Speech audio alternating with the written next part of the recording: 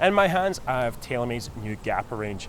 This range has been designed to plug a distance gap in your bag, the one between your shortest fairway and your longest playable iron. We've got three distinct models, the low, the mid and the high. So I'll quickly run through the performance benefits of each of these. We'll get started with the low. Now you might have already seen this at the Open Championship. It was used by the likes of Tiger Woods and John Ram, to name a few, and they put it in the bag because of the low, powerful ball flight it delivered. It was perfectly suited to the fiery conditions at Carnoustie. It's the smallest club head of the three. It's got a utility iron shape, and it's going to deliver you the flattest trajectory and the lowest launch. So it's going to be a really powerful, boring ball flight this thing will give you. As is the case with all three models, we have speed foam injected into the club head. Speed foam we first saw in the P790 irons last year.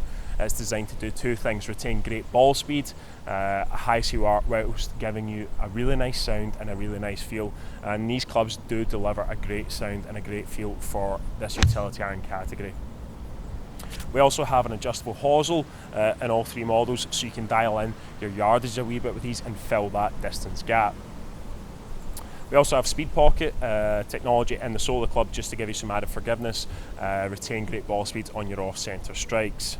We've got the bolt here in the back, so that's giving you that low CG for low spin, low launch and the low trajectory. Now on to the mid. It's still a utility iron in shape, but it's going to be slightly larger than the low. The top line's thicker, it extends out to the back a wee bit more, and it's a wee bit longer blade length.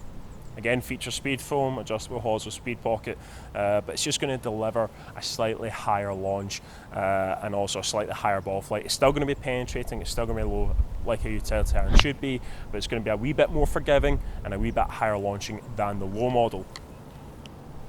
Finally, we have the high. Now it's got more of a rescue-like shape. That's how it differs from the other two. It's going to be very forgiving. It's going to be the highest launching of the three, and it's also going to give you the most amount of spin and also just be a bit more forgiving. I think for those of you who are got slower swing speeds, this will be the one for you. We'll now go through the numbers I got with each model. We'll get started with the low. I've got the 2-iron 17-degree model here. I tested all three with the stock KBS hybrid shaft using my Skytrack earlier on today. So TaylorMade say these are going to be fast club heads and 147 miles an hour ball speed. It certainly seems to be the case. That's really quick for a 2-iron utility.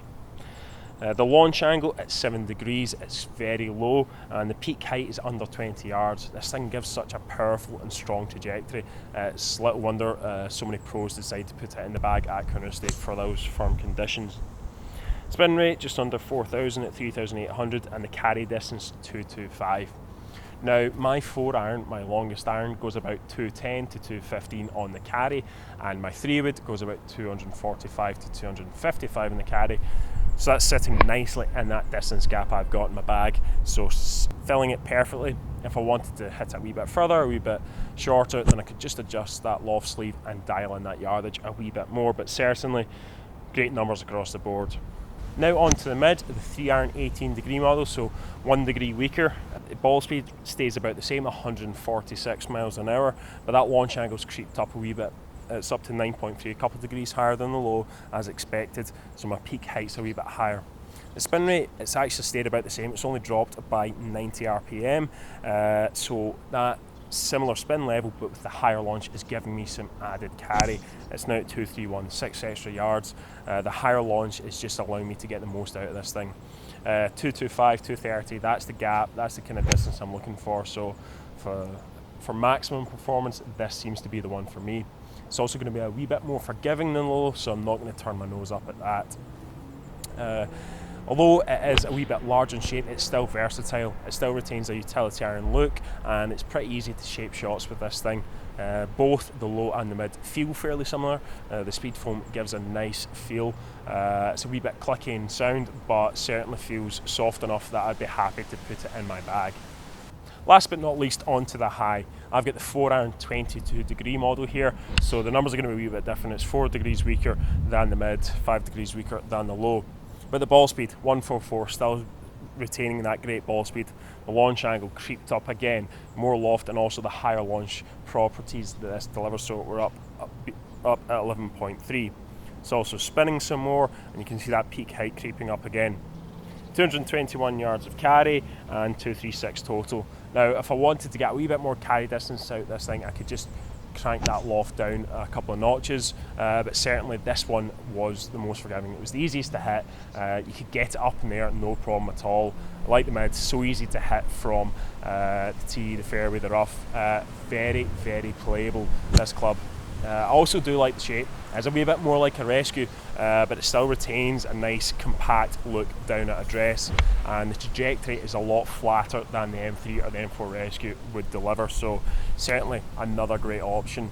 This is one that will probably suit a lot of you out there, but yeah, you know, higher ball flight, higher trajectory, and a wee bit more forgiving. As those numbers show, the three models delivering slightly different performance benefits. On paper I thought the low would suit me best, but it was actually the mid that gave me maximum carry. The higher launch suited me a wee bit more, and it's also a wee bit more forgiving, so I won't turn my nose up at that. The high was just a wee bit too high launching for me and putting a wee bit too much spin on it, but it was really, really easy to hit. The speed foam, it helps deliver a great sound and feel in these clubs. It was one of the standout features, but more so than anything, it's the great speed they deliver. I mean, the carry distances speak for themselves, so clubs well worth checking out. If you can fill that distance gap in your bag between your shortest fairway wood and your longest iron, you're going to shoot lower scores, and you now have the tools to do it from TaylorMade. Go try out all three, see which one suits you the best, dial them in and plug that distance gap.